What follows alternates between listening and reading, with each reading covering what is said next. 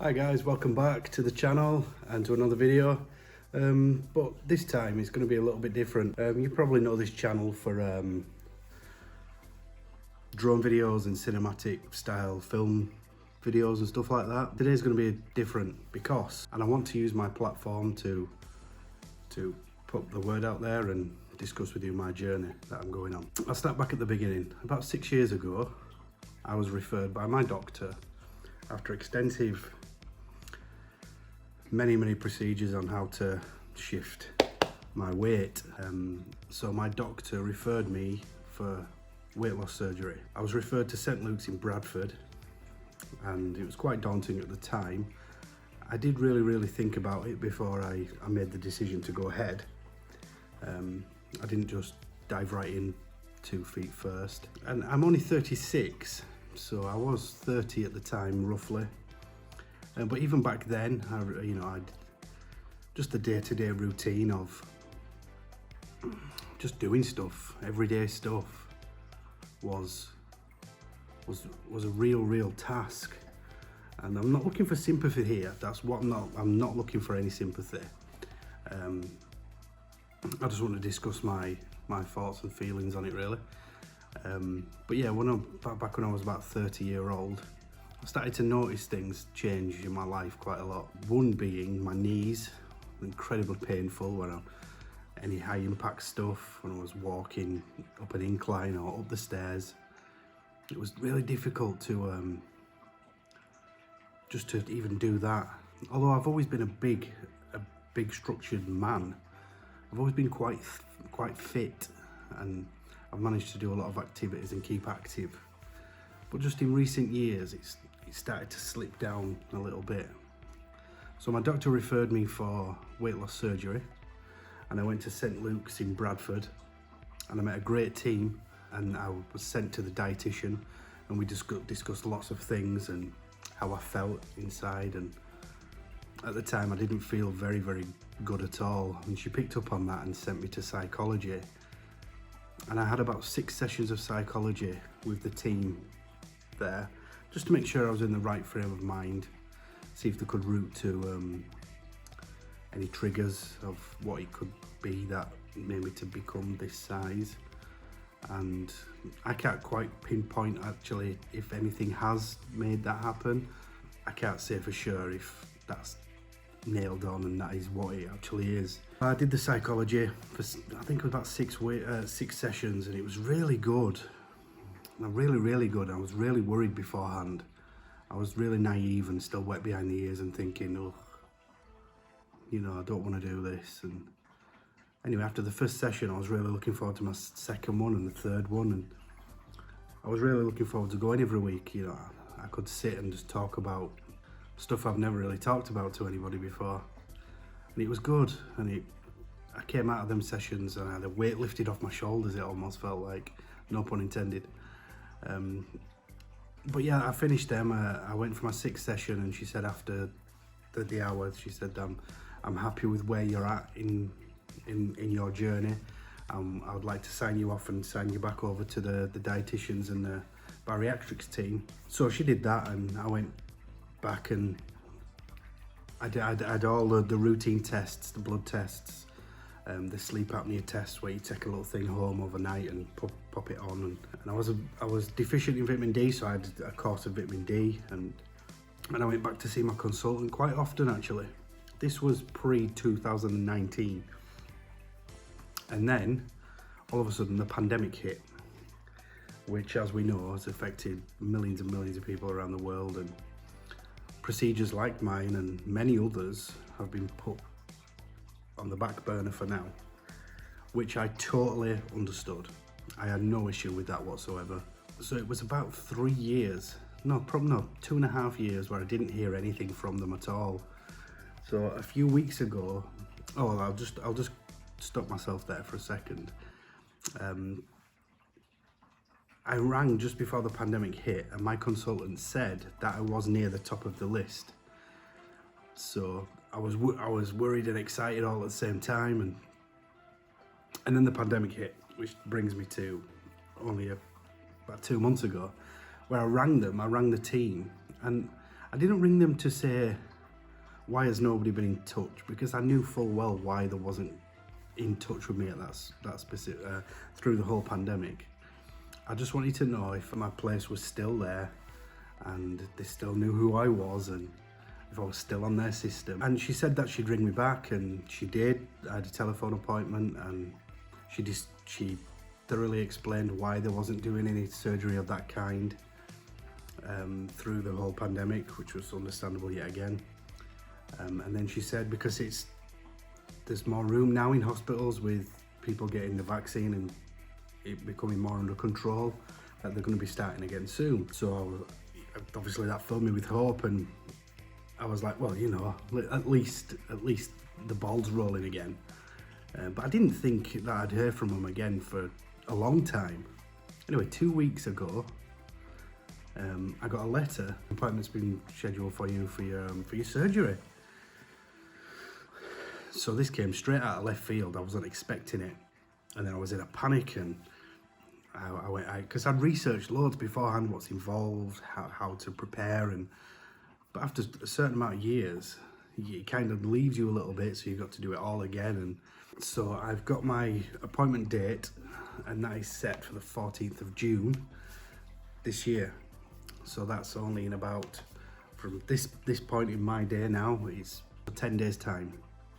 So I am excited for that, and I'm excited for how my life will change drastically. I just want to make a video because I'm isolating at the moment, because I've got to isolate 14 days before my surgery. So I thought I'd like to discuss it with the world, and I don't see a lot of men talking about it, so I'd like to be one of those guys that sits and speaks about it, because I'm not ashamed of it.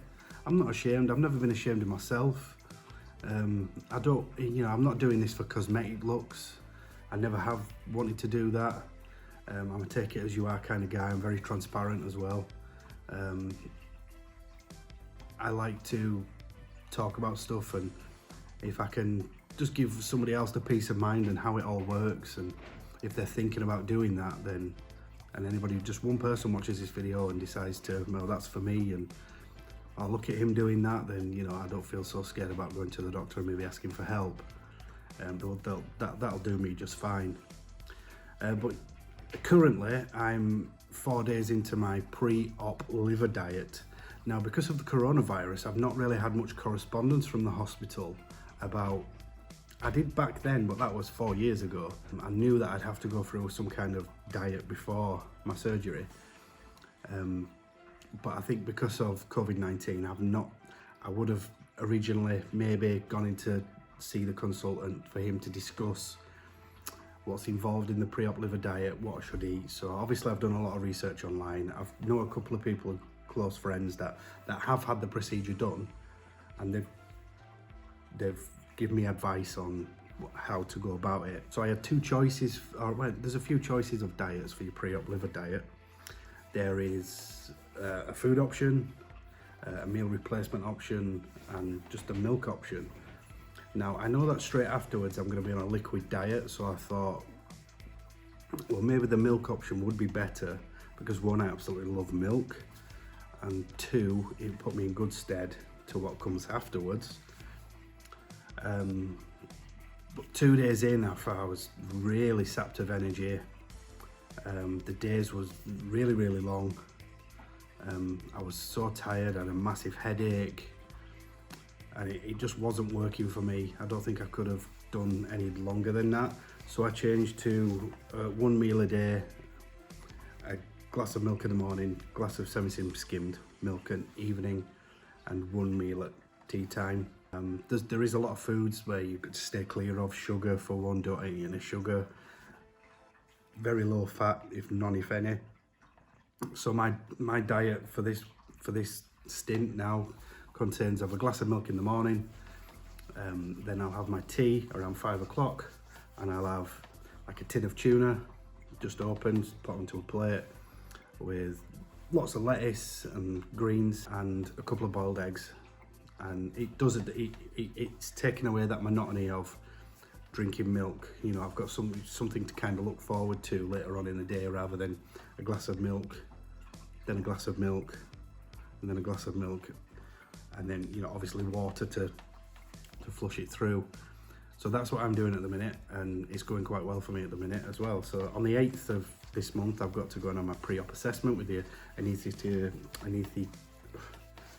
on the 8th of this month, I've got to go and see the anaesthetist for a pre-op. So I would imagine they will discuss to me, take bloods and have a chat and stuff like that.